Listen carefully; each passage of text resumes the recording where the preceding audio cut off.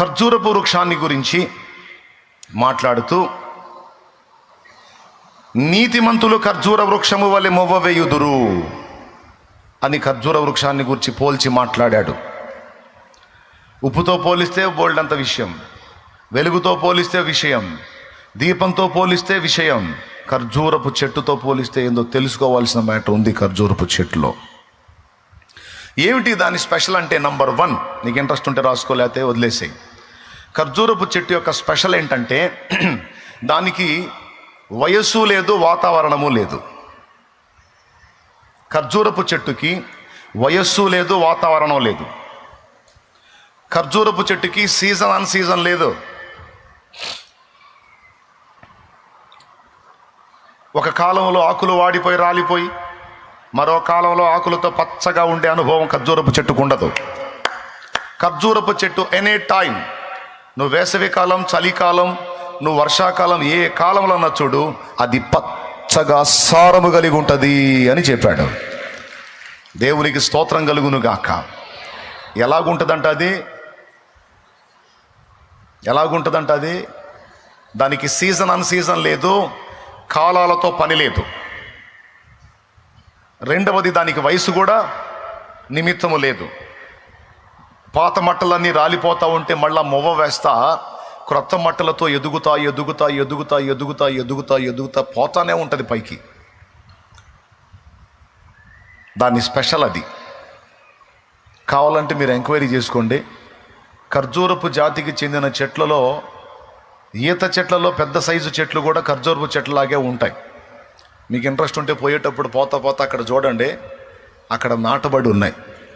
ఇట్లాంటి అవకాశం ఎప్పుడో వచ్చిద్దని ముందే దేవుడు నాటించి పెట్టాడు అక్కడ. దేవునికి స్తోత్రం కలుగును గాక. హల్లెలూయా. ప్రార్థనా తోటలో కూడా ఒక చెట్టు నాటబడి ఉంది, అచ్చంగా ఒరిజినల్ ఖర్జూరపు చెట్టు. ఈత చెట్టుకి దగ్గరగా ఉంటుంది, దాదాపు ఈక్వల్, దాదాపు 90% కలిసే ఉంటుంది. రెండింటికి ఒకే టైపు లుక్. కాయలు తేడా, మట్టలు తేడా కొంచెం. ఈత చెట్టు ఏమో చిన్నగా ఉంటుంది, ఈ ఖర్జూర చెట్టు ఏమో పెద్దగా ఉంటుంది. దీని స్పెషల్ ఏంటంటే ఇది నిరంతరం సారము కలిగి ఉంటుందట. దీనికి వయసు కూడా ప్రాబ్లం లేదు.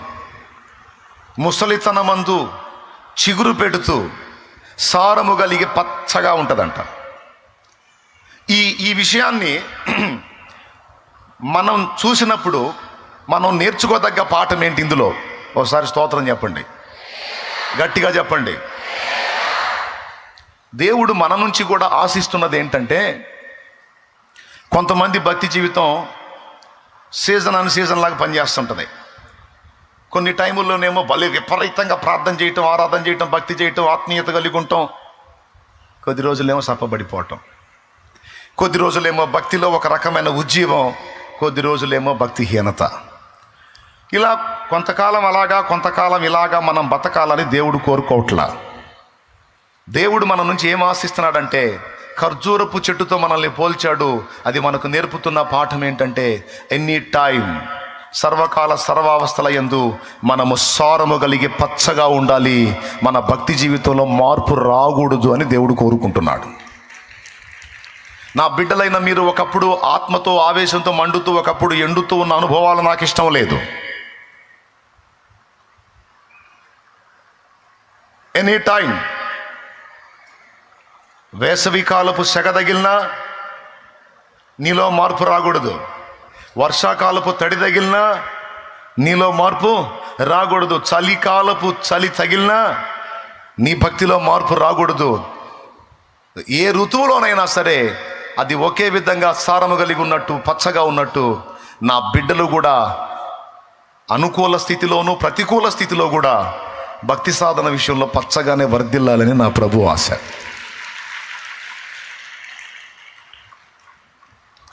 మీరేమంటారు?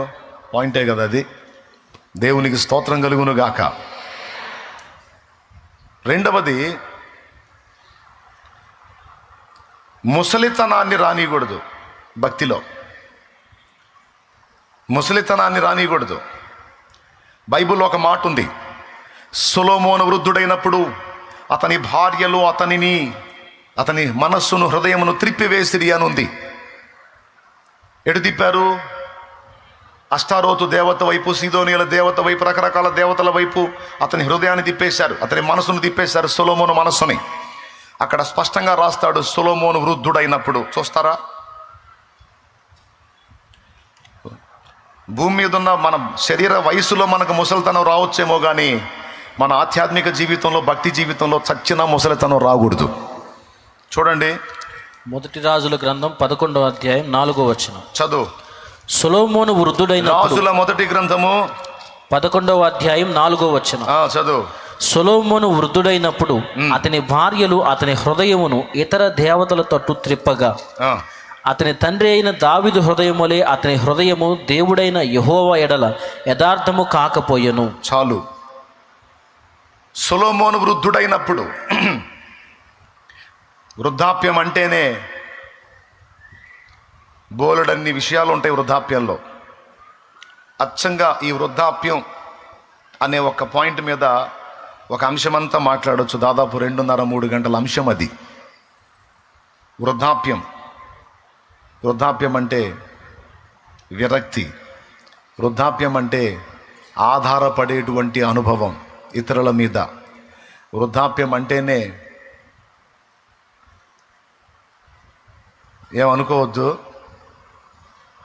ఏమనుకోవద్దు, చాదస్తం. దేవునికి స్తోత్రం. వృద్ధాప్యం అంటేనే నిలవలేని స్థితి. వృద్ధాప్యం అంటేనే బోలెడన్ని విషయాలు ఉన్నాయి. అవన్నీ నేను చెప్పదలుచుకోలేదు, ఒకటి మాత్రం చెప్తున్నా. శారీరకంగా వృద్ధులైన వారికి ఎలాంటి అనుభవం ఉంటుందో ఆధ్యాత్మిక వృద్ధాప్యంలో కూడా అలాంటి అనుభవాలు ఉంటాయి. ఒకప్పుడు అందరినీ శాసించి యెహోవా వైపు తిప్పినటువంటి సొలొమోను వృద్ధాప్యంలోకి వచ్చేటప్పటికి, వయసుతో పాటు ఆధ్యాత్మిక వృద్ధాప్యంలో కూడా వచ్చేటప్పటికి ఒకళ్ళు తిప్పినకెళ్ళి తిరగాల్సి వచ్చింది. నీకు తెలుసా వృద్ధాప్యం ఆధారపడి బ్రతికే అనుభవం అని? యంగ్స్టర్గా ఉన్నప్పుడు ఇతరులను చేయబట్టి నడిపిస్తాడు. సరుకైపోయి వృద్ధుడైనప్పుడు అతన్ని ఒకళ్ళు చేయబట్టుకొని ఎవరు నడిపిస్తారా అని ఇతరులకి వెళ్ళి ఎదురు చూస్తూ ఉంటాడు. భక్తి జీవితంలో వృద్ధాప్యం రావద్దు. ముసలితనం భక్తి జీవితంలో లేదు. క్రీస్తు యేసునందున్న వాళ్ళకి ముసలితనం లేదు. దేవునికి స్తోత్రం. నువ్వు విశ్వసించితే శారీరకంగా కూడా నిన్ను నూతన శక్తితో నింపి మళ్ళా నీకు చిగురులు వచ్చేటట్టు చేస్తాడు నా తండ్రి. నువ్వు విశ్వసించగలిగితే అటు ఆధ్యాత్మికంగాను ఇటు భౌతికంగాను కూడా. ఎందుకంటే మోషేకి 120 సంవత్సరాలు కంటి చూపు తగ్గల, కాలి సత్తువ తగ్గల. అబ్రహాము 175 ఏళ్ళు బ్రతికాడు. శారా, మీరు నమ్మండి నమ్మకపోండి, 65 సంవత్సరాల వయసులో, 65 ఏళ్ల వయసులో ఐగుప్తు రాజైన ఫరో కళ్ళను ఆకర్షించింది.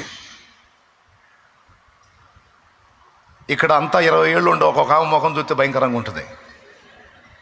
కొంతమంది అందంగా కనపడాలని ఏం పూసినా పూస్తారు. అబ్బే, ఎన్ని పూసినా సరే శారా సౌందర్యం మాత్రం రాదు. 65 ఏళ్ళండి. మనకు 65 ఏళ్ళు ఉంటే బామ్మగారు అంటాం. బామ్మగారు లేదు, మామగారు లేదు. ఊరే పొగిడింది ఆమె. అసలు ఆ దేశం మొత్తం ఆమె గురించి మాట్లాడుకున్నారంట. వాడు ఆ పోటు తట్టుకోలేక, ఎవరు ఆమె తండ్రా నా దగ్గరికి అన్నాడు. ఎన్నేళ్ళ వయసులో? సరే 65 అంటే మామూలు అనుకోవచ్చు. దాదాపు 80 దాటిన వయసులో అబీమెలెకు రాజు కళ్ళను ఆకర్షించింది శారా. ఏం పూసి ఉంటుందండి ముఖానికి? 80 ఏళ్ళు దాటిన వయసులో అండి. చూస్తారా? అవసరం లేదు, మీకు తెలుసుగా. అబ్రహాము బయలుదేరినప్పుడు ఆయన వయసు ఎంత? 75. శారా వయసు ఎంత? 65. ఐగుప్తుకి, కనానుకు పోయారు. కనాన్లో కరువు వచ్చిందని ఐగుప్తుకు పోయారు. ఐగుప్తుకు పోయేటప్పుడు అబ్రహాం ఏమన్నాడు? శారా, నీవు చక్కని దానివని నేను ఎరుగుదును. నువ్వు అక్కడికి వెళ్ళిన తర్వాత, మనం అక్కడికి వెళ్ళిన తర్వాత వాళ్ళు నిన్ను చూసి నన్ను చంపి నిన్ను తీసుకొని పోతారు కనుక నువ్వు నా భార్య అని చెప్పొద్దు, నా చెల్లెలని చెప్పు, నేను అన్ననని చెప్పు అని అబద్ధం చెప్పించాడు. ఎందుకు? అంత చక్కనిది. ఎంత వయసులో? 65 ఏళ్ల వయసులో. అదే సన్నివేశం మళ్ళా అబీమెలెకు రాజు దగ్గర వచ్చినప్పుడు ఇంచుమించు శారాకి 80 దాటిన ఏజ్. ఇప్పుడు ముసలమ్మ అందామా? అరే బాబు, రాజు చూడని అందమే ఉంది. అలాంటి రాజు కళ్ళనే దిమ్మ తిప్పిందంటే ఏ టైపులో ఉండాలో చూడండి. ఇక శారమ్మ ఏమండి, రేపు పోయిన తర్వాత అడగండి, ఏం పూసా ముఖానికని. ఏం పూసాను? ఈ బొంద పూసాను. ఏం పూసాను? దేవుని యందు భయభక్తులు కలిగి ఉన్నాను. నా ప్రభు నన్ను పరిశుద్ధ స్త్రీ అని పిలిచాడు. నా యజమానుడికి నేను లోబడి ఉన్నాను. ఆయన యందు విశ్వాసం ఉంచాను. విశ్వాసమును బట్టి నీతిమంతురాలుగా తీర్చబడ్డాను. ఆయన తన నీతిని నాకు ఆపాదించాడు. ఆయనను నమ్ముటను బట్టి ఆయన కృపతో నేను అలాగున్నాను. దేవునికి మహిమ కలుగును గాక. 120 ఏళ్ళు అంటే లెక్క లేకుండా బతికింది. ఏమండి, మైండ్ పోయిద్ది అసలు ఆమె గురించి ఆలోచిస్తే. కానీ నిజం, ఆయన చిత్తమైతే నీ శరీరాన్ని కూడా ముసలితనాన్ని రాకుండా కంట్రోల్ చేయడానికి శక్తి గలవాడు ఆయన.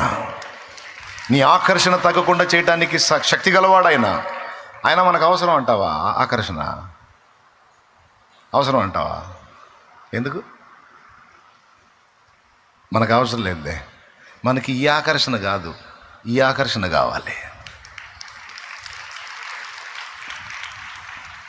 ఏమండి, భక్తి జీవితంలో ముసలితనాన్ని దేవుడు ఒప్పుకోడు. భక్తి జీవిత ఆరంభంలో నువ్వు నలుగురిని నడిపించేటట్టు ఉండాలి. సంవత్సరాలు గడిచినా కూడా నువ్వే నడిపించేటట్టు ఉండాలి. ఆ విధమైనటువంటి శక్తి కలిగిన దానవై, శక్తి కలిగిన వాడవై నువ్వు ఉండాలి. అందుకే ఇక్కడ మాట్లాడాడు, యెహోవా మందిరములో నాటబడిన వారై ముసలితనమందు చిగురు పెట్టుదురు. ఖర్జూర వృక్షం వల్లే మొవ్వ మొవ్వ మొవ్వ మొవ్వ వేస్తారు. దేవునికి మహిమ కలుగును గాక. అయిపోయింది. నంబర్ 1, ఖర్జూర వృక్షం స్పెషల్ ఏంటంటే దానికి వాతావరణంతో నిమిత్తం లేదు, దేంతో నిమిత్తం లేదు, వయస్సుతో నిమిత్తం లేదండి. దీన్ని చూపించి మనకు దేవుడు నేర్పుతున్న పాఠం ఏంటంటే, అన్ని కాలాలలో నువ్వు ఒకే విధమైన సారాన్ని కనపరచాలి. నువ్వు ఎల్లప్పుడూ పచ్చగానే ఉండాలి. నువ్వు వాడిపోవటానికి, ఓడిపోవటానికి, వీగిపోవటానికి, వీక్ అవటానికి వీల్లేదు. ఇది నా ఆశ అని నా దేవుడు మాట్లాడుతున్నాడు. స్తోత్రం చెప్పండి ఒకసారి. రెండవది, భక్తి జీవితంలో నీకు ముసలితనం రావద్దు. నిన్నొకళ్ళు నడిపించాల్సిన గతి నీకు రావద్దు. నువ్వే ఈ జీవితం ముగించేంత వరకు అనేకుల్ని నడిపించే వ్యక్తిగానే ఉండాలి కానీ, అనేకుల్ని ప్రోత్సహించే వ్యక్తిగా ఉండాలి కానీ, అనేకుల్ని దేవుని కొరకు తిప్పే వ్యక్తిగా ఉండాలి కానీ, నువ్వు బలహీనపడిపోయి నీకొకళ్ళు చెప్పి నిన్నొకళ్ళు ప్రోత్సహించేటువంటి దిక్కుమాలిన స్థితి నీ లైఫ్లో ఎన్నడూ రావద్దు. ఆ స్థితికి నువ్వు దిగజారొద్దు అని నా ప్రభు మాట్లాడుతున్నాడు. నాతో మాట్లాడాడు, నేను మీకు కూడా చెప్తున్నా. నా కుమారుడా, ఖర్జూరపు చెట్టు వలె నువ్వు ఉండాలిరా. నీ జీవితం చరమ దశ వరకు, ముగింపు దశ వరకు అనేకుల్ని నువ్వు నడిపిస్తానే ఉండాలి కానీ, నన్ను ఎవరు నడిపిస్తారా, నేను బలహీనపడ్డాననే దిక్కుమాలిన స్థితికి, వృద్ధాప్య స్థితికి ఎన్నడూ వెళ్ళొద్దు. నువ్వు ఎప్పుడు యంగ్స్టర్ లాగానే ముందుకు కొనసాగాలి. భక్తి జీవితంలో, ఆధ్యాత్మిక జీవితంలో నా దేవుడు మాట్లాడాడు. నీకు అర్థమైతే చప్పట్లు కొట్టి దేవుణ్ణి మహిమపరచు.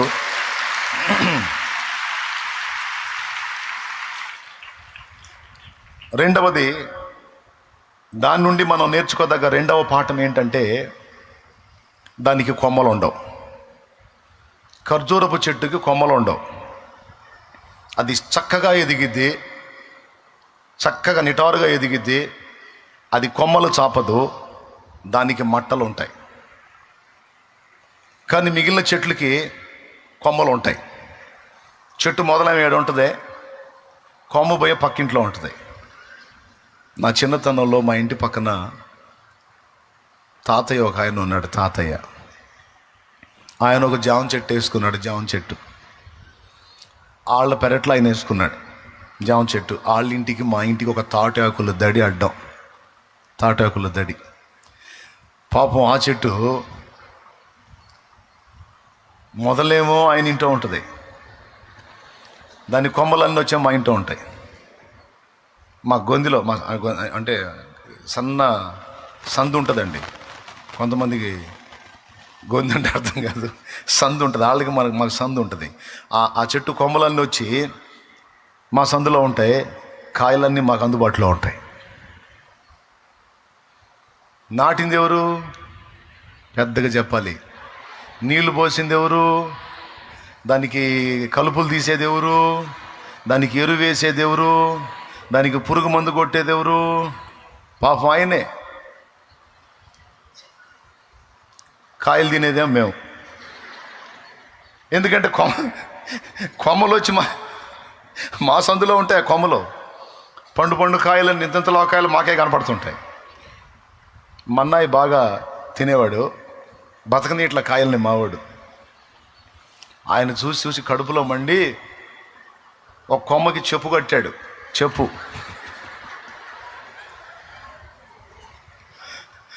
చెప్పు కట్టాడంటే ఈ కాయలు తిన్నోడిని చెప్పుతో కొడతా అని కట్టాడు.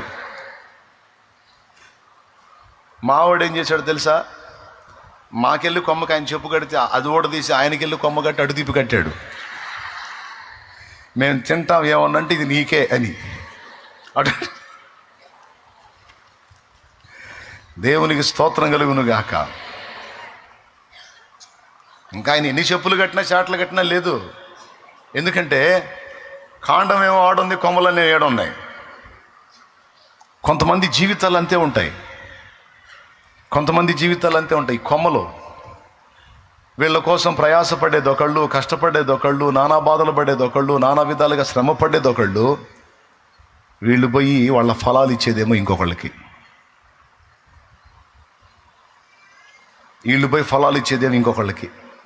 ఏం బతుకులు ఈ బతుకులు? కృతజ్ఞత లేని బతుకులు. ఏం చేద్దాం? దాని చరిత్ర అలాంటిది. దాని బతుకు అంటాడు. కొమ్మలు అట్ట జాపుతా పోతుంటుంది. దొరికిన వాళ్ళలా తినొచ్చు అని.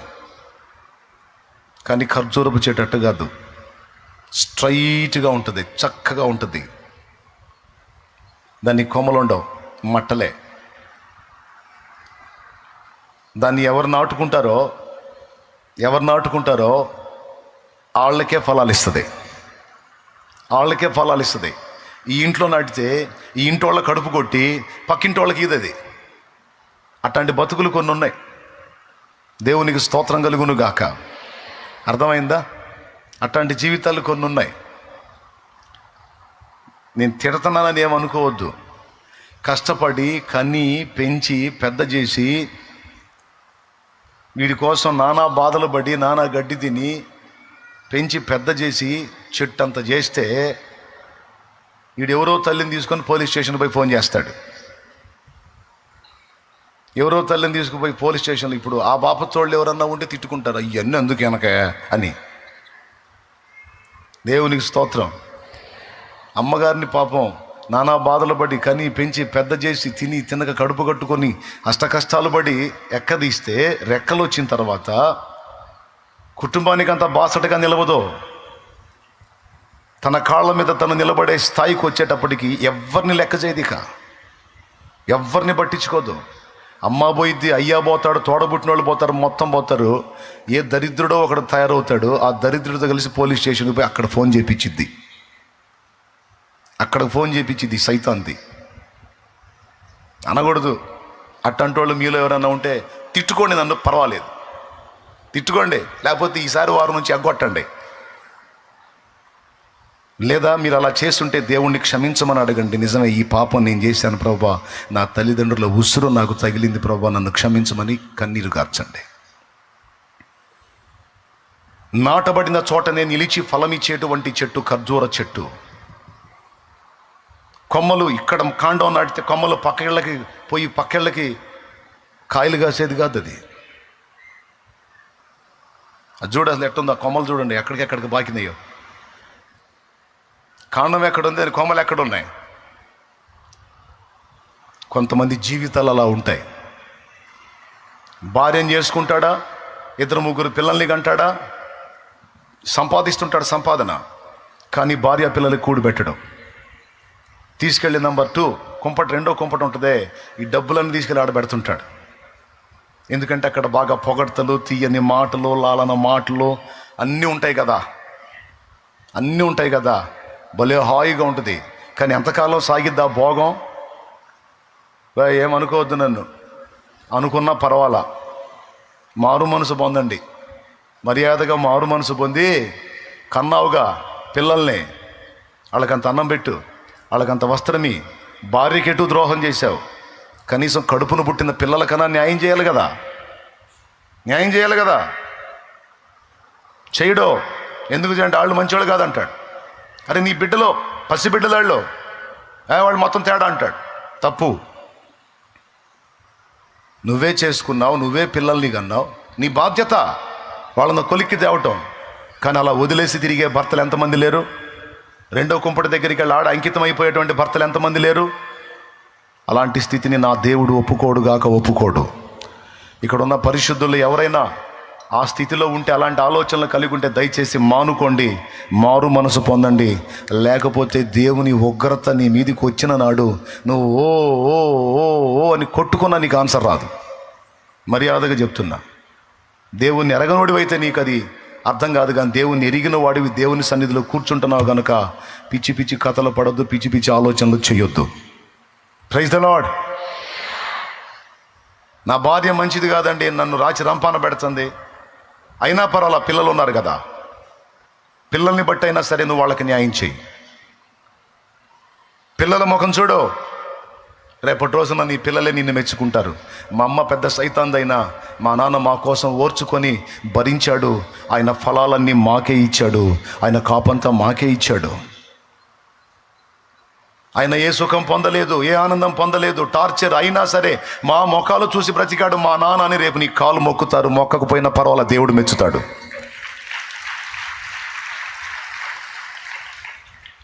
కొంతమంది ఆడపిల్లలు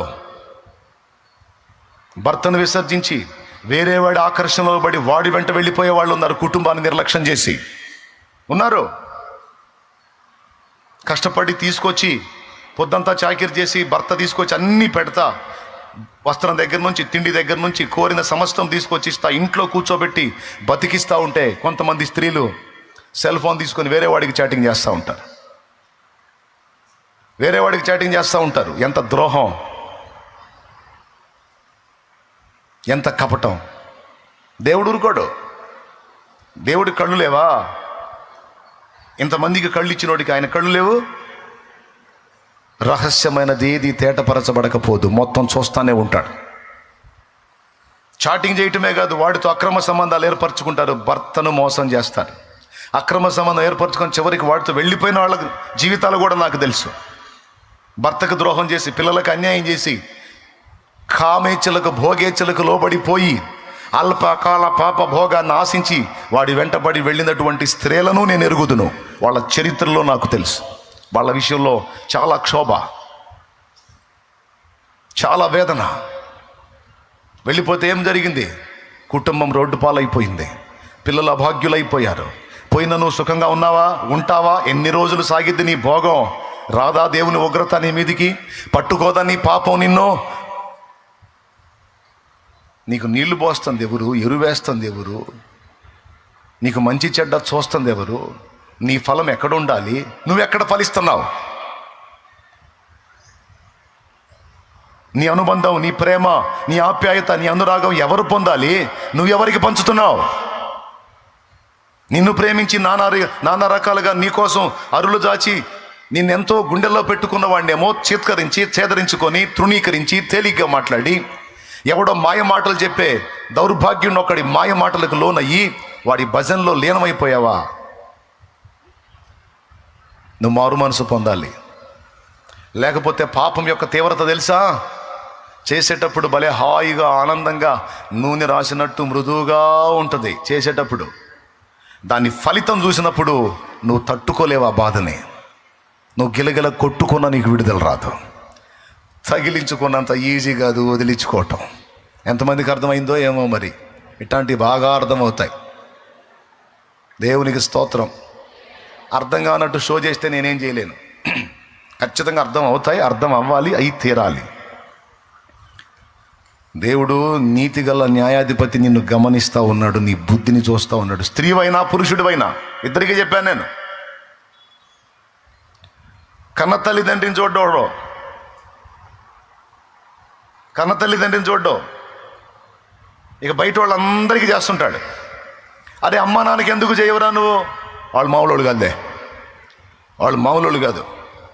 అరే రే మామూలోళ్ళు కాకపోతే నిన్ను కన్నారా, మామూలోళ్ళు కాకపోతే నిన్ను పెంచారా, మామూలోళ్ళు కాకపోతే నీకు చినిగిపోయినవి కట్టుకొని వాళ్ళు నీకు మంచి బట్టలు తొడిగారా, మామూలోళ్ళు కాకపోతే నీకు తినేది వాళ్ళ కడుపులో పడాల్సింది నీ నోటికి పెట్టారా, వాళ్ళు మామూలోళ్ళు కాకపోతే నువ్వు ఇంతకాలం బతుకున్నావా, వాళ్ళు మామూలోళ్ళు కాకపోతే ఆ పుట్టినప్పుడు నేను సావగొడతారు కదరా తమ్ముడా, వాళ్ళు మామూలోళ్ళు కాకపోతే అప్పుడే కాజేద్దురు కదా నిన్ను, నానా బాధలు పడి నీ కోసం పడాల్సిన కష్టాలన్నీ బట్టి ఎట్లా పెంచారు నిన్ను, ఒక మాటలో తేల్చేస్తాడు మామూలు కాదు, వాళ్ళు అట్టంటోళ్ళు ఇట్టంటోళ్ళు అని.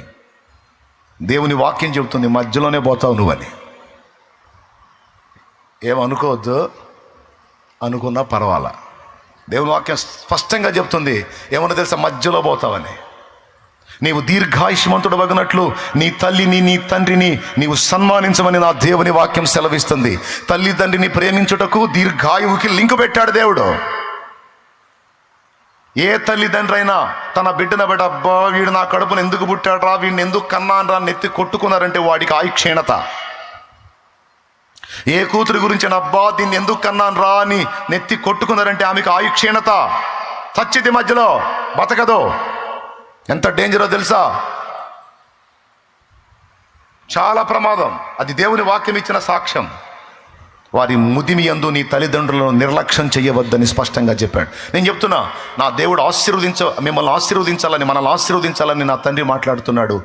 మీరు తప్పనిసరిగా వాళ్ళు ఎలాంటి వాళ్ళైనా సరే నీ తల్లిదండ్రికి నువ్వు చేయాల్సిన న్యాయం చేసి చూడు. వాళ్ళు మంచోళ్ళు కాదు, నేను ఇబ్బంది పెట్టారు, అయినా సరే నువ్వు చేయదగ్గ న్యాయం చెయ్యి.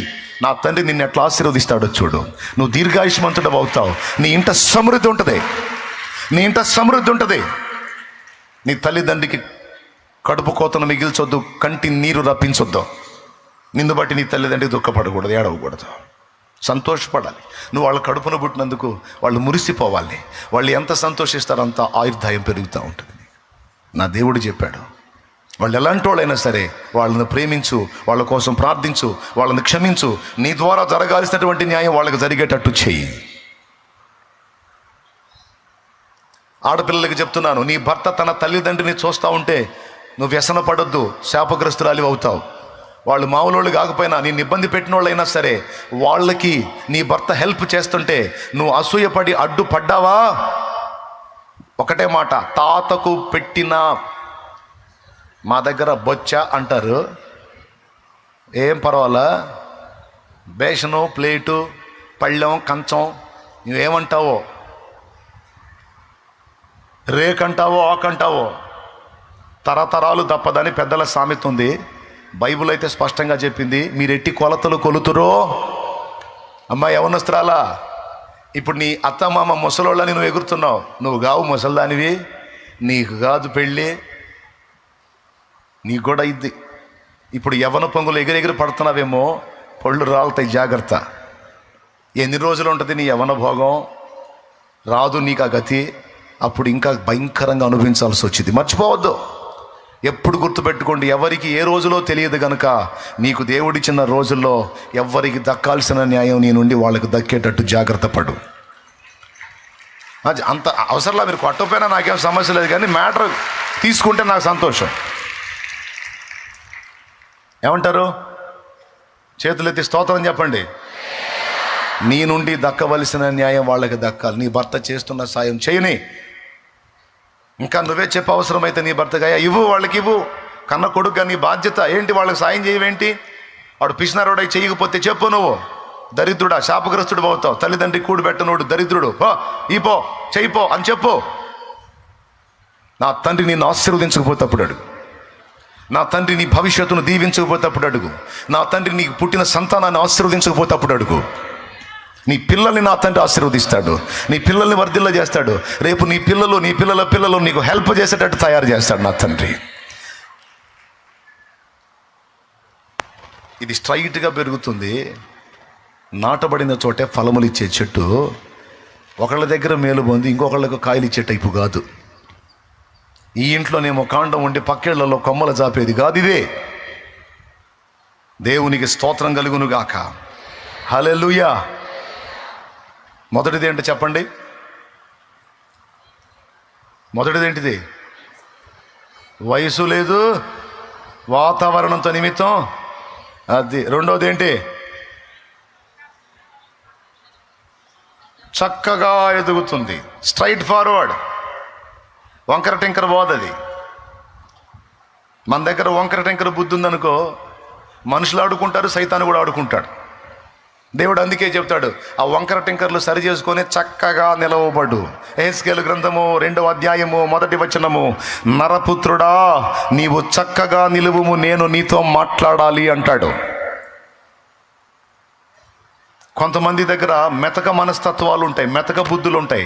నేను చెప్పనా, మెతక ఉన్నంత వరకు రాలగొట్టబడతా మనం. మన దగ్గర మెతకు ఉన్నంత వరకు శోధించబడతానే ఉంటాం. వంకర ఉన్నంత వరకు శోధించబడతానే ఉంటాం. వంకర్లన్నీ విసర్జించి చక్కగా నిలిచి దేవుని కొరకు ఫలించుట అనే ఘట్టాన్ని మనం సాధన చేయాలి. చక్కగా నిలవటం. దేవునికి స్తోత్రం కలుగును గాక. హల్లెలూయా. మెతక బుద్ధులు మన దగ్గర వద్దు, కక్కుర్తి బుద్ధులు మన దగ్గర వద్దు, ఊరకనే బెండ్ అయిపోయే బుద్ధులు మన దగ్గర వద్దు. మెతక బుద్ధులు కొంచెం పొగిడితే చాలు వెంటనే బెండ్ అయిపోతారు. కొంచెం గణపరిచి మాట్లాడితే చాలు వెంటనే బెండ్ అయిపోతారు. మెతక బుద్ధులు. కొంతమందిని గురించి మాట్లాడతారు, అబ్బో ఆయన స్ట్రైట్ ఫార్వర్డ్ అండి, ఆమె స్ట్రైట్ ఫార్వర్డ్ అండి, ఏ వంకర ఉండదండి, ఉన్నదేదో ముఖం మీదే మాట్లాడేదండి, మెతకుండదండి. యేసు ప్రభువుకుంది ఆ లక్షణం. వాళ్ళు వచ్చి ఏమన్నారు తెలుసా? బోధకుడా, నీవు దేవుని మార్గమును సత్యముగా ఉపదేశించువాడవనియు మోమాటము లేని వాడవనియు మేము ఎరుగుదుమన్నాడు. మెలికలు తిరగడో, ముఖం పగలు కొట్టినట్టు మాట్లాడతాడు. ఎవరి దగ్గర? శోధించడానికి వచ్చిన వాళ్ళ దగ్గర. మళ్ళీ దీనులై వచ్చిన వాళ్ళ దగ్గర మెత్తగానే ఉంటాడు, ప్రేమగా దగ్గరకు తీసుకుంటాడు, వాళ్ళకి చెప్పాల్సిన సమాధానాలకు చెప్తాడు.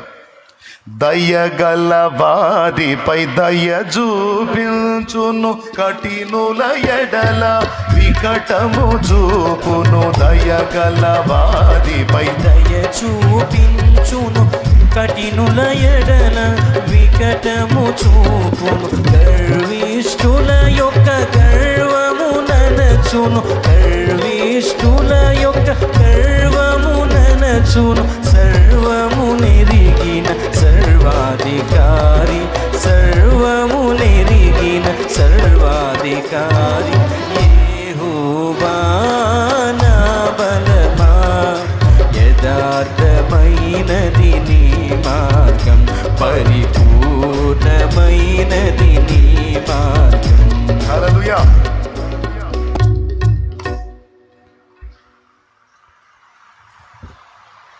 ఈ శోధించడానికి వచ్చే వాళ్ళని చూసి మెత్తగా మాట్లాడ్డో, కొడితే ముఖం పగిలినట్టు మాట్లాడతాడు. వాళ్ళకి భయం ఆయన దగ్గరికి రావాలంటే. ముందే మన దగ్గర మెతక వ్యవహారం ఉందనుకో, ఈ శోధించే వాళ్ళు వచ్చి బాగా శోధిస్తారు. కొంతమంది వాళ్ళ దగ్గర ఎంత మెతకుందో వాళ్ళే బయటపడుతుంటారు. వాళ్ళ దగ్గర ఎంత వీక్నెస్ ఉందో, ఎంత మెతకుందో, వాళ్ళ బుద్ధి ఎంత వీకో వాళ్ళే బయటపడుతుంటారు. అలాంటి మెతక బుద్ధులు మన దగ్గర కనపడితే కనపడ్డోడల్లా ఆడుకుంటాడు, కనపడ్డ మనిషిల్లా ఆడుకుంటుంది. అట్లా ఉండొద్దు. మెతక వైఖరి మనం కలిగి ఉండొద్దు. స్ట్రైట్ ఫార్వర్డ్, ఆయన వలనే మనం మోమాటము లేని వారమై ఉండాలి. మంచిగా మాట్లాడాల్సిన దగ్గర సద్భావం కలిగిన వారిలా సద్భావం, శోధకుల దగ్గర వికటం. దేవునికి స్తోత్రం కలుగునుగాక. పెద్దోడైతే అన్నయ్య, చిన్నోడైతే తమ్ముడా, పెద్దదైతే అక్క, చిన్నదైతే చెల్లెమ్మ. ఇక అంతే. ఇక మీరు, ఇదిగో నువ్వు, నీతోనే, నీకే. ఏమండి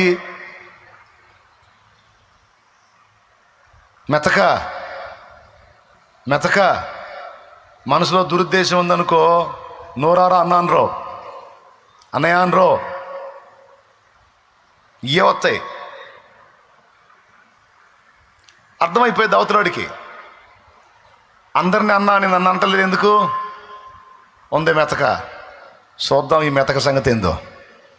వాడు కూడా ఆలోచిస్తాడు, పనికి వచ్చింది, కాస్త మెతక బుద్ధి దానిలాగుంది అని. ఏమండి, ఇదిగో మిమ్మల్ని అంటే ఇటు మెలికలు తిరిగాడు అనుకో, ఆమెకు అర్థమైపోయింది ఈడేదో కాస్త వంకర రకం లాగున్నాడు, ఈడు వంకర టింకర సంగతి అని తేల్చుకుందామని ఆమె కూడా అనుకుంటుంది. అలాంటి పరిస్థితుల్లో మనం ఉండొద్దు. Straight forward.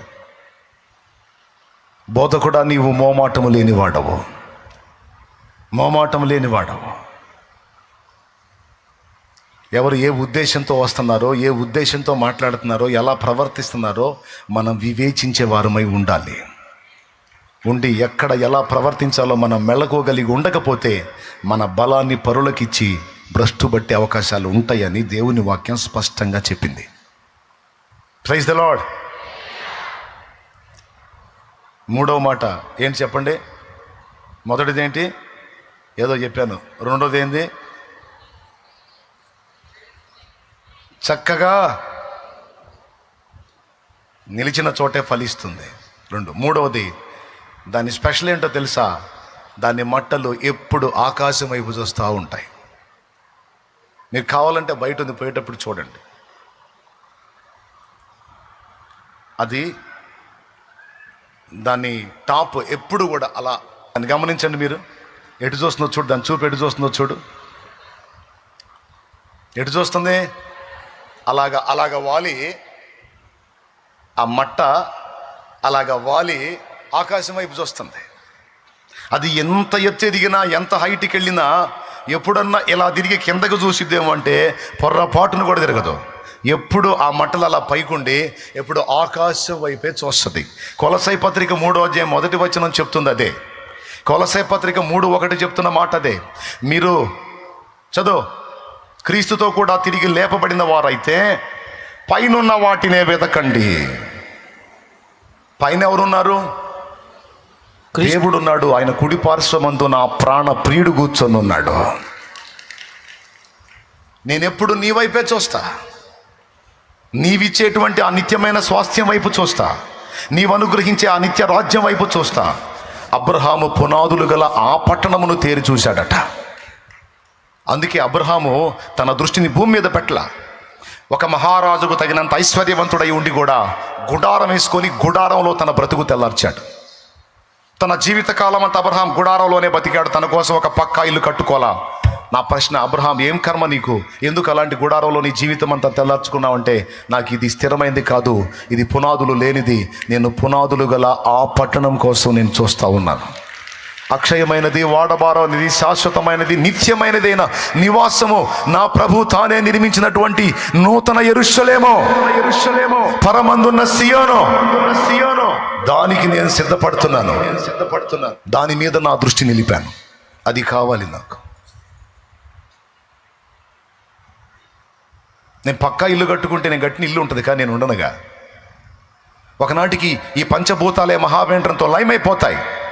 కానీ నా దేవుడు కట్టే ఆ పరిశుద్ధ పట్టణం ఎప్పటికీ లయము కాదు. అంతము లేనిది యేసయ్య రాజ్యము, అదే నూతన యెరూషలేము. అంతము లేనిది యేసయ్య రాజ్యము, అదే నూతన యెరూషలేము. అరణ్య జీవితమే దానికి మార్గము, అపోస్తుల బోధ దానికి గుమ్మములు. ఆ పరలోకము చేరుట కొరకు అనుభవిస్తాను ఎన్ని శ్రమలైనా. ఆ పరలోకము చేరుట కొరకు అనుభవిస్తాను ఎన్ని శ్రమలైనా. నా యేసుతో కలసి అడుగు పెడతాను నా పరలోకములో. నా యేసుతో కలసి అడుగు పెడతాను నా పరదేశములో. సాగిపోతున్న నా యేసుతోనే పరదేశీ నా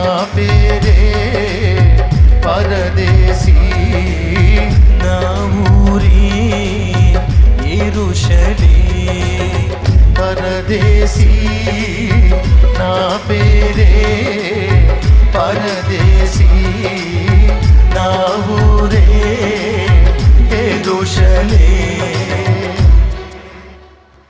నాకు సరైన ఇల్లు లేదు, అద్దె ఇల్లని దిగులు పడదు. నాకు సరైన ఆస్తిపాస్తులు లేవని ఏడవడు.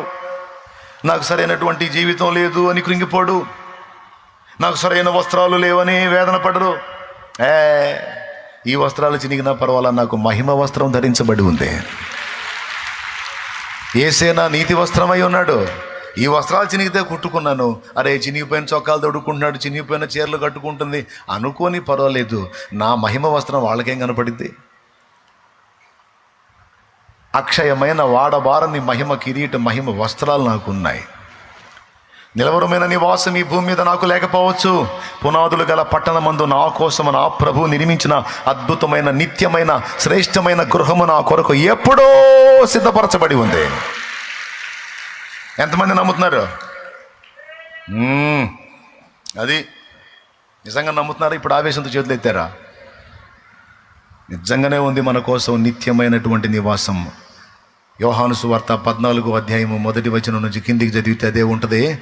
ఇప్పుడు నాకు వెళ్ళి చూడండి. దేవునికి స్తోత్రం. ఏమండి, అదే ఉంటుంది. నా తండ్రి ఇంట అనేక నివాసములు కలవు, లేనిడల నేను మీతో చెప్పుదు. నేను స్థలము సిద్ధపరచా వెళ్ళుచున్నాను. నేను వెళ్ళి రెడీ చేసి నేను మళ్ళా వస్తా, మిమ్మల్ని తీసుకొని పోతా. మీరు నేను ఎల్లప్పుడూ ఒక్క దగ్గరే ఉంటాం. సంఘ ప్రతిరు పాటలు ఎక్కువైతే మళ్ళీ మాటలు జరిగిపోతాయి కాబట్టి ఆడాలా? ఆడతా, నాదేమైంది? మీకే ఇబ్బంది మళ్ళీ టైం అయితే. కాబట్టి ఈసారి ఎప్పుడన్నా పాడుకుందాం. సంఘ ప్రతిరూపము పరమ యెరూషలేము, సంఘ ప్రతిరూపము పరమ యెరూషలేము. సౌందర్య సీయోనులో నీ మనోహరమైన ముఖము దర్శితును. సౌందర్య సీయోనులో నీ మనోహరమైన ముఖము దర్శితును. నీతో నిత్యము ఆనందమే, నీతోనే నా నివాసము, నిత్యము ఆనందమే. సియోనులో స్థిరమైన పునాది నీవు, సియోనులో స్థిరమైన పునాది నీవు. దేవునికి మహిమ. అక్షయమైన దానికోసం, శాశ్వతమైన దానికోసం, నిత్యమైన దానికోసం మన దృష్టి ఎప్పుడు ఎటు ఉండాలి? మన చూపు అంతా ఎటు ఉండాలి? పక్క చూపులో, నేల చూపులో, దొంగ చూపులో, కుళ్ళుబోతు చూపులో, వెనక చూపులో. ఏమండి, ఒక ఆమె వెనక్కి చూసి పతనం అయింది. స్ట్రైట్గా ముందుకు పోయి వెనక్కి చూడొద్దని చెప్పాడు. ఆమెకు ఆగల ఉదారం. ఏందో పోతుందని వెనక్కి తిరిగింది, ఏం పోయింది? ఎవరు ఆమె? లోతు భార్య. ఏమండి, మోషే అటు ఇటు చూసి ఒకరిని చంపి బూడిచిపెట్టాడు. అయ్యో అటు ఇటు చూపులు అన్నమాట. కొంతమంది కొన్ని పనులు చేసేటప్పుడు అటు ఇటు చూస్తుంటారు, ఎవరన్నా చూస్తున్నారేమో అని. ఆయన పైన చూస్తుంటాడుగా. ఆయన కేసు బయటపడింది, పరారయ్యాడు. దేవునికి స్తోత్రం. మోషే ఏమో అటు ఇటు చూపులు, లోతు భార్యదేమో వెనక చూపు. దావీదేమో మిద్దె మీదకి ఎక్కి కిందకు చూశాడు. దేవునికి స్తోత్రం. ఆయన మిద్దె మీదకి ఎక్కి పైకి చూడాల్సినాడు. అంతకుముందు ఎప్పుడు పైగా చూసేవాడు, ఆ రోజు ఎందుకో కిందకు చూశాడు. జీవితంలో సరిపోయినంత పాపం జరిగింది. మనం చూడాల్సింది ఆకాశం వైపు. ఎందుకంటే అక్కడ మన నాన్నున్నాడు, అక్కడ మన ప్రాణ ప్రియుడున్నాడు. మన దేవుని, మన తండ్రి అయిన దేవుని కుడి పార్శ్వమందు మన యేసయ్య ఉన్నాడు. ఆయన దగ్గర సమస్తం ఉంది. ఆయన ఆకాశమందు ఉన్నాడు అంటే అర్థం ఏంటో తెలుసా? సమస్తము ఆయన పాదాల కింద ఉంది అని అర్థం. ఆయన పైన ఏది లేదు, అన్నిటి పైన ఆయన ఉన్నాడు. నీ పరిస్థితుల పైన ఆయన ఉన్నాడు, నీ అప్పుల పైన ఆయన ఉన్నాడు, నీ రోగం పైన ఆయన ఉన్నాడు, నీ శత్రువుల పైన ఆయన ఉన్నాడు, మంత్రగాళ్ళ పైన ఆయన ఉన్నాడు, మంత్రశక్తుల పైన ఆయన ఉన్నాడు, దురాత్మల పైన ఆయన ఉన్నాడు, దయ్యాల పైన ఆయన ఉన్నాడు, అన్నిటికీ పైన ఆయన ఉన్నాడు. అన్ని నామముల కంటే పై నామము నా యేసు నామము. అన్నిటికీ పైన ఉన్నాడు ఆయన. అంటే అర్థం ఏంటో తెలుసా? సమస్తమైన పాదాల కింద ఉంది, అన్నిటినీ శాసించే శాసనకర్తగా ఆయన ఉన్నాడని మర్చిపోవద్దు అని చెప్తున్నాడు ఆయన. కంట్రోల్ చేయలేడు. పరిస్థితులు నీ చేతులు దాటిపోవచ్చు, ఆయన చేతులు దాటిపోవు. కొంతమంది కదిలితే సావన్నా రావట్లా, నాకు సావన్నా రావట్లా, ఎప్పుడు చస్తానో ఏమో, ఎప్పుడు పోయితో ఈ పాడు ప్రాణం, ఈ దరిద్రగొట్టు ప్రాణం అని ప్రయత్నాలు కూడా చేస్తారు సావటానికి.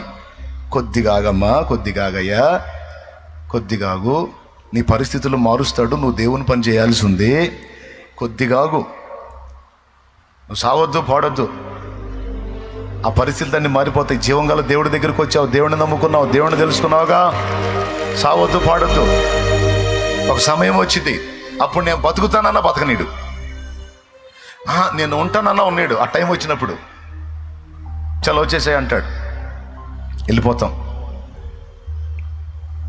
అప్పుడు ఇక ఎప్పుడు యేసయ్యతోనే ఉంటాం. ఇక మనం ఎప్పుడు వెళ్ళి ఆయన దగ్గరే ఉంటాం కాబట్టి ఉన్నంత వరకు ఆయన పని చేద్దాం.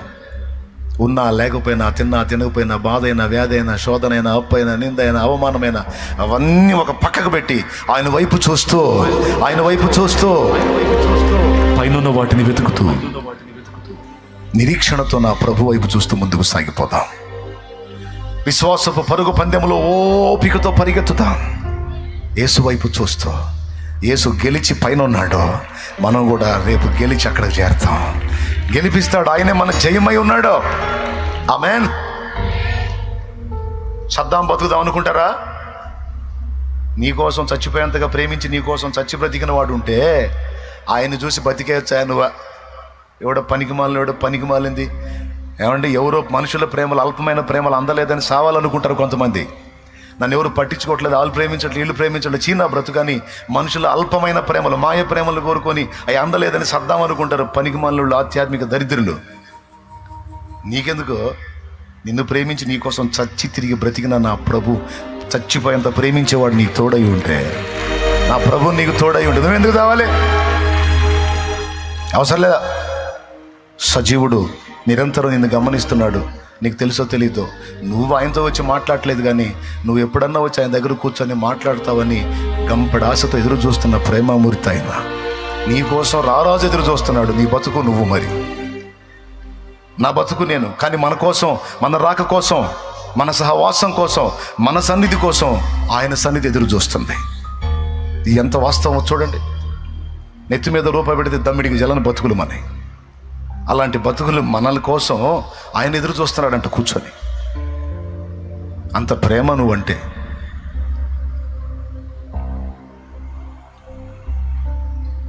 దేవునికి మహిమ కలుగునుగాక.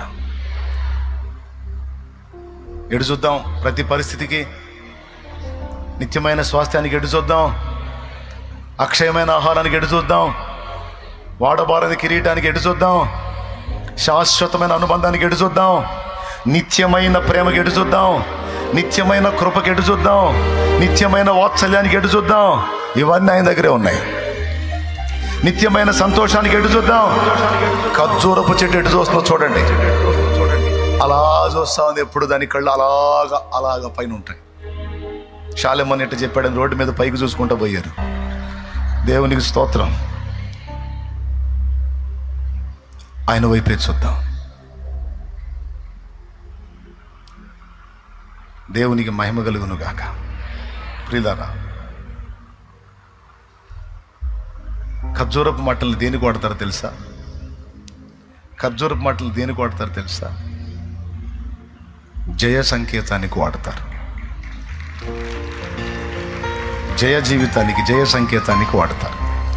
యేసు ప్రభు సిలువలో ప్రాణం పెట్టడానికి ముందు యెరూషలేముకి వెళ్ళినప్పుడు ఆయన గాడిద మీద వెళ్ళినప్పుడు ఆయనకి స్వాగతం పలికిన వాళ్ళు ఏం తీసుకొని స్వాగతం పలికారో తెలుసా? ఖర్జూరపు మట్టలు చేత పట్టుకొని హోసన్నా జయమంటూ వాళ్ళు జయమును పాడారు. జయ సంకేతంగా, జయ సూచనగా వాళ్ళు ఖర్జూరపు మట్టలు ఎత్తారు. అంటే దాని అర్థం ఏంటో తెలుసా? నా బిడ్డలారా, మీరు ఓడిపోయేవారు కాదు, మీరు జయించేవారుగా ఉండాలి.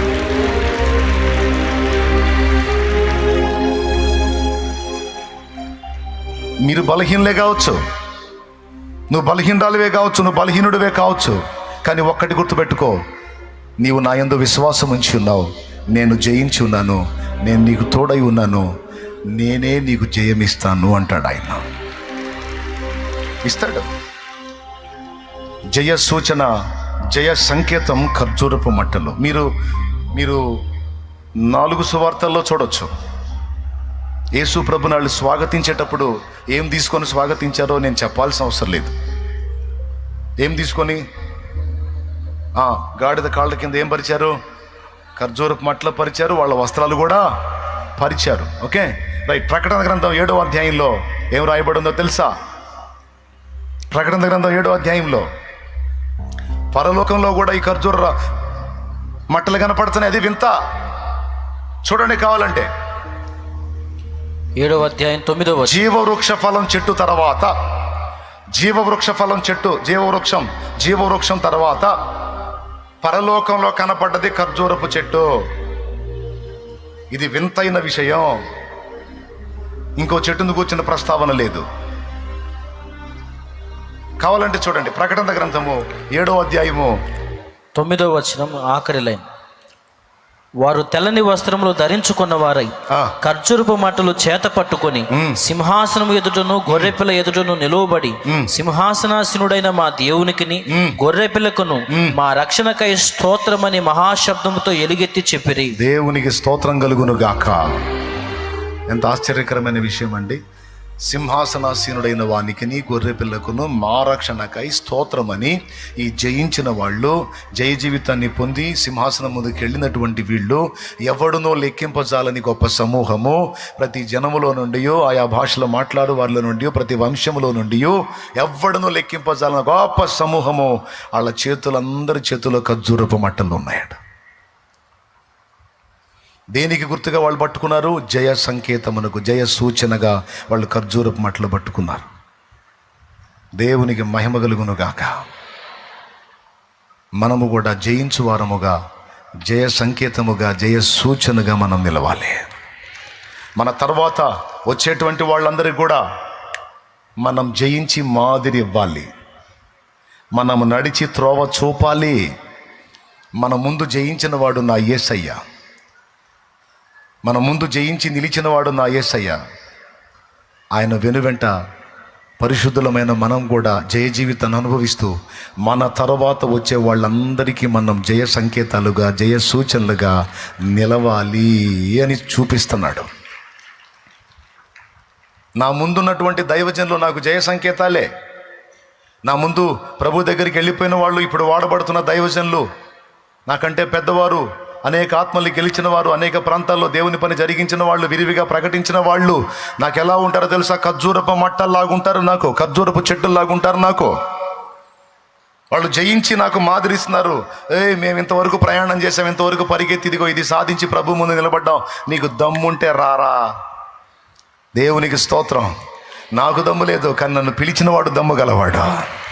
ఆయన ఇస్తాడు, నేను కూడా వస్తా, నేను కూడా చేస్తా, నేను కూడా వస్తా, నేను కూడా జయిస్తా. నా ప్రభు నా చేపట్టుకున్నాడు. నా ప్రభు ఆశ జయించాలన్నది నా ఆశ కాదు, నన్ను గెలిపించాలన్నది నా ప్రభు ఆశ. నిన్ను గెలిపించి నిలబెట్టాలన్నది నా యేసయ్య ఆశ. నిన్ను ఓడగొట్టాలని కాదు, నిన్ను గెలిపించాలన్నది నా తండ్రి కోరిక. తెలుసా నీకు ఆ సంగతి?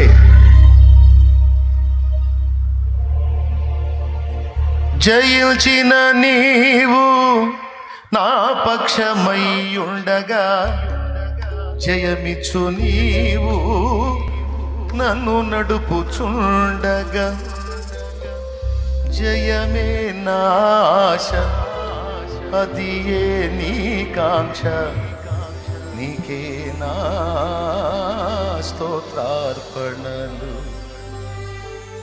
నా యేసయ్యా నీ దివ్య ప్రేమలో నా జీవితం పరిమళించెనే. నా యేసయ్యా నీ దివ్య ప్రేమలో నా జీవితం పరిమళించెనే. నా జీవితం పరిమళించెనే. హల్లెలూయా. ఖర్జూరపు చెట్టు యేసయ్యను సూచిస్తుంది. వినండి బాగా, ఖర్జూరపు చెట్టు మనల్ని సూచిస్తుంది. ఖర్జూరపు చెట్టు సంఘాన్ని కూడా సూచిస్తుంది. ఖర్జూరపు చెట్టు వేళ్ళు ఎప్పుడన్నా చూసారా? వేళ్ళు, తాడి చెట్టు వేళ్ళు కానీ,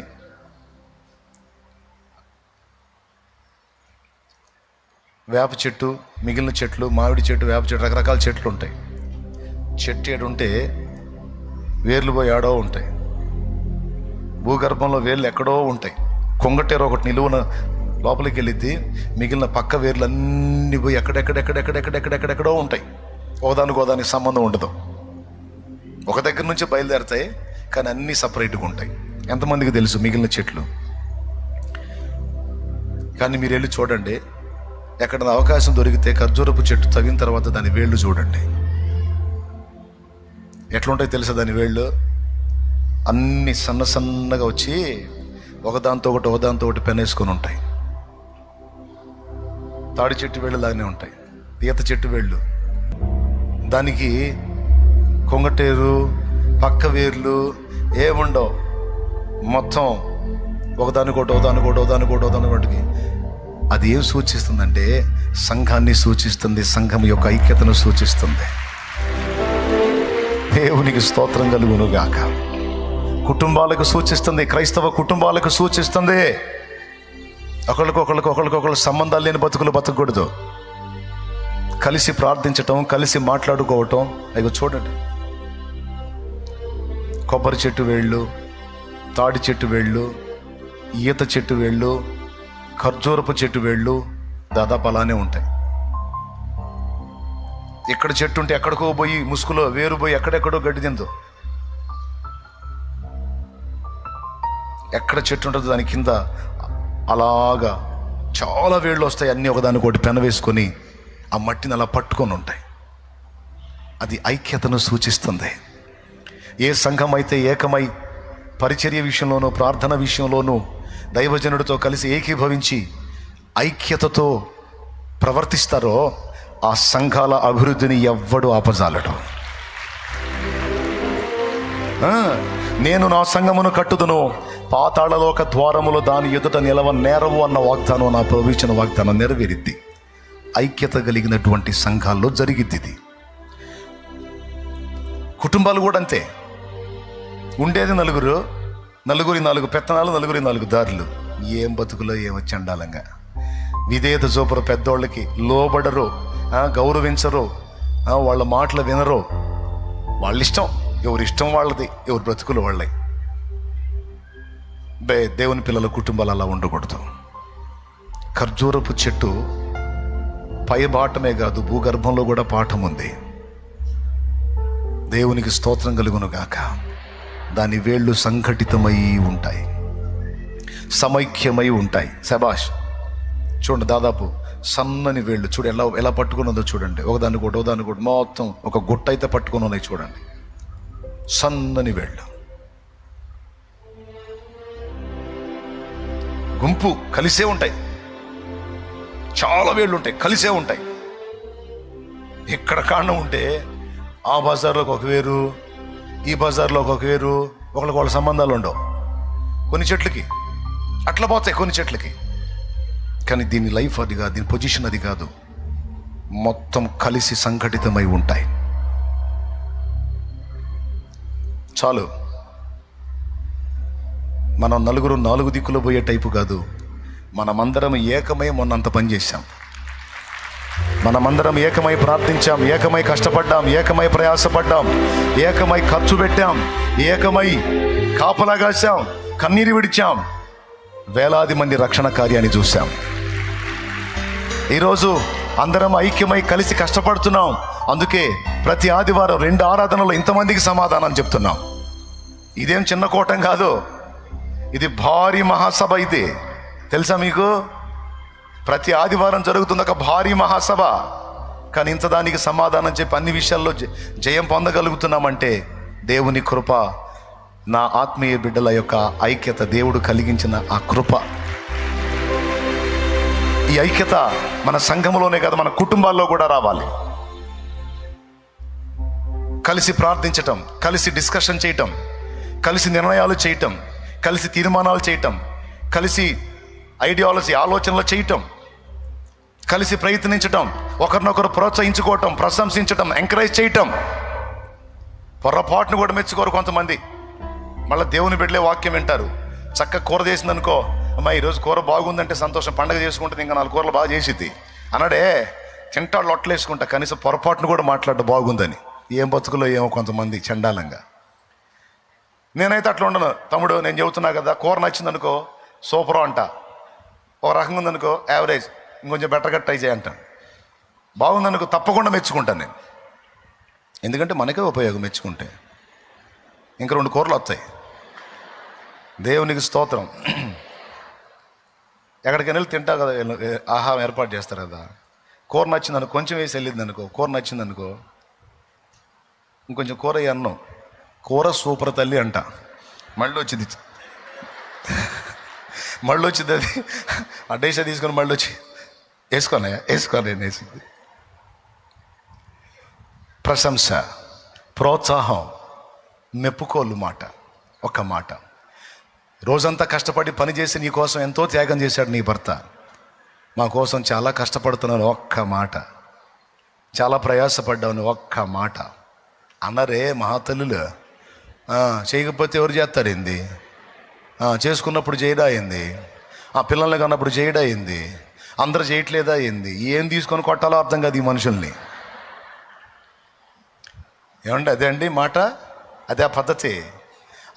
అందరూ చేశారు, అందరూ చేస్తున్నారు, ఈయన చేసాడు ఏంది, నేను గొప్ప ఏంది అని వెటకారాలు చేస్తే ఎట్లుంటుందండి కష్టపడ్డోడికి. కానీ క్రైస్తవ కుటుంబాలు అలా ఉండకూడదు. కష్టపడి నీ భర్త ఇంటికి వచ్చినప్పుడు, చాలా కష్టపడుతున్నాయా నా కోసం, పిల్లల కోసం, కాస్త నీళ్ళు పోసుకో, కాస్త పండుకో, ఆ కాళ్ళకి నూనె రాస్తాను, పరిచర్య చేస్తాను, కాస్త రెస్ట్ తీసుకో, బాగా అలసిపోయినట్టున్నావు అను. కాళ్ళు భూమి మీద ఉండవు, ఆకాశంలో తేలుతుంటాడు మనిషి. కానీ ఈ దరిద్రం ఏంది చెప్పనా? నెంబర్ 1 ఈ పని చేయరు, నెంబర్ 2 ఈ పని చేస్తారు. అందుకే ఎక్కువ నెంబర్ 2లో కనెక్ట్ అవుతారు.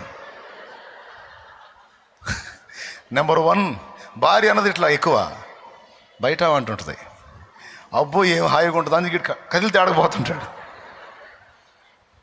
ఆ పరిస్థితి రాకుండా ఉండాలంటే అదేదో నువ్వే చెప్పు.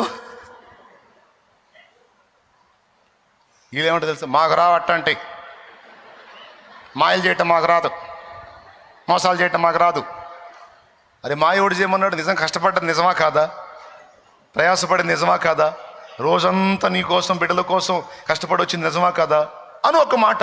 అది మా ఎందుకు అయింది? ఉన్న మాటే. నీ తల్లిదండ్రులు నీ కోసం కష్టపడ్డారా లేదా? మమ్మీ మా కోసం చాలా శ్రమ పడ్డావు మమ్మీ అను. ఏమన్నా రత్నాలు రాలిపోతాయా, ముత్యాలు రాలిపోతాయా?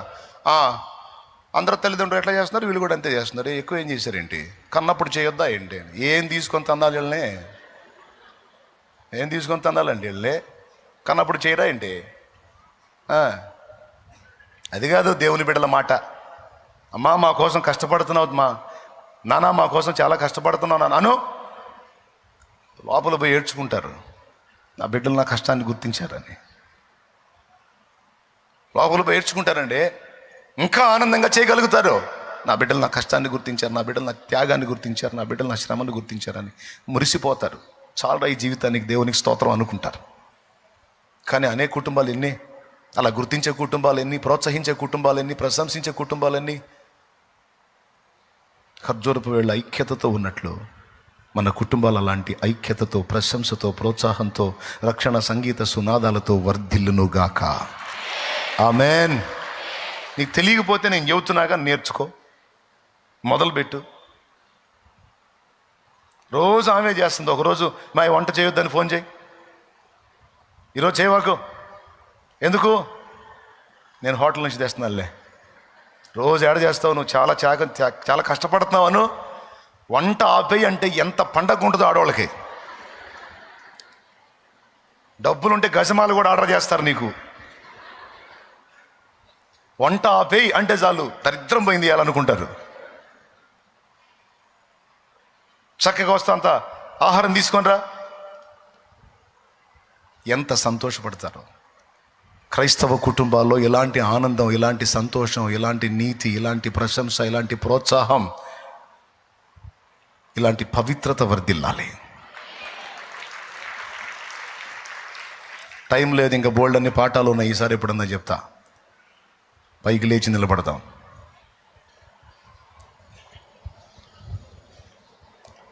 ఒక తీర్మానం చేసుకుందాం ఈరోజు. అనేక సంగతులు దేవుడు మనతో మాట్లాడాడు. నా ప్రభు అయిన యేసు రక్తమును బట్టి మనం నీతిమంతులం, పరిశుద్ధులం. మన ప్రార్థన నీతిమంతుని ప్రార్థనే, మన ప్రార్థన పరిశుద్ధుని ప్రార్థనే, మన ఆరాధన నీతిమంతుని ఆరాధనే. ఎందుకంటే యేసును బట్టి. మన ప్రార్థన నీతిమంతుని ప్రార్థన, నీతిమంతుని ఆరాధన, పరిశుద్ధుని ఆరాధన, పరిశుద్ధుని ప్రార్థనే మనది.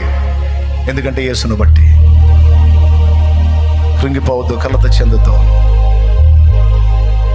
ఆకు వాడక నిరంతరము సారము కలిగి పచ్చగా ఉండే ఖర్జూర చెట్టు వలిగా మొదలుకొని నువ్వు పచ్చగా ఉండాలి. నా ప్రభు సారము కలిగిన చెట్టు వలె నువ్వు ఉండమని నా తండ్రి మాట్లాడుతున్నాడు. నిన్ను అలా చేయబోతున్నాడు నా దేవుడు. నిన్నలా ఆశీర్వదించబోతున్నాడు నా దేవుడు. నిన్నలా వర్ధిల్ల చేయబోతున్నాడు నా దేవుడు. నీతిమంతులు ఖర్జూర వృక్షము వలె మొవ్వ వేయుదురు. వారు యెహోవా మందిరములో నాటబడిన వారై ముసలితనమందు చిగురు పెట్టుదురు, సారము కలిగి పచ్చగా నుందురు అని నా ప్రభు మాట్లాడినట్లుగా ఆ వాగ్దానం మనందరి బ్రతుకుల్లో నెరవేరును గాక. ఆమేన్.